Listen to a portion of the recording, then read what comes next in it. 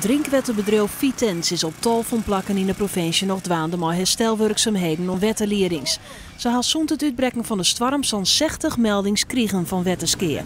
In de meeste gevallen gaat het om lerings die het juiste vernield binnen terug omvallen bij hem, die kosier in Langswegen. Dit is een lek waar een beam op stiert en dat is ook vaak de oorzaak van de lekken.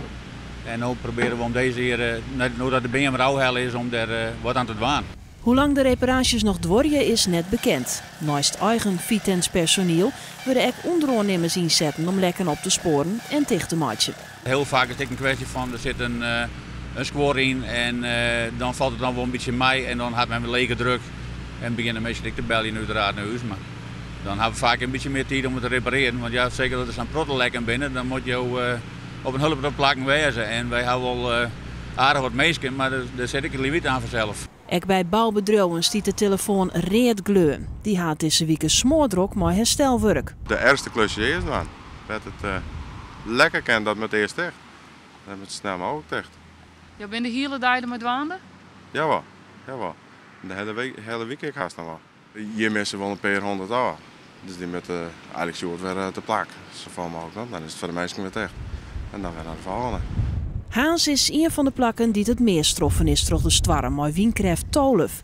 De ski is grut. Loodsen op de Willemshaven binnen Instatten. Het multifunctioneel centrum in de stad kan skoften net broekt worden omdat het dak verskwart is en de wetterski ontstien is. Wij zijn behoorlijk geschrokken hier in het vierkant. Gisteren met de storm. Het was hier behoorlijk spookachtig.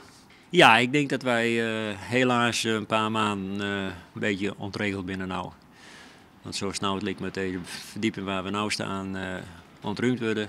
Met alles hersteld worden. Nou, voordat alles klaar is, dan zal er wel een enkele maand misschien overheen gaan. Maar dat weten we niet zeker. Dat ligt aan het bouwbedrijf. Deze jongens in Wiepmassum binnen haar een keet kwijtrekken. Die is toch de storm meters de loft in slingeren.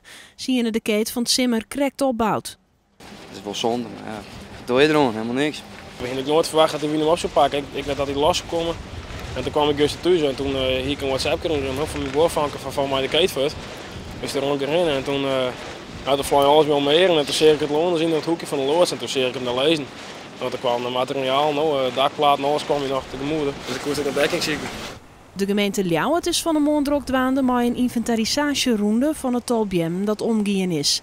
Hier in het Ljouwerterbosk valt het ze net aan. Ik vind het echt triest. Ja, ik trof de hele stad gaan en ik zit lauw de bos. Dat is toch wel een grote klap. Ja, echt weer. Wat hoeveel BM lissen erom? Nou, ik schat op honderden, echt weer. Ik denk dat ik bij 200 nog te weinig zie.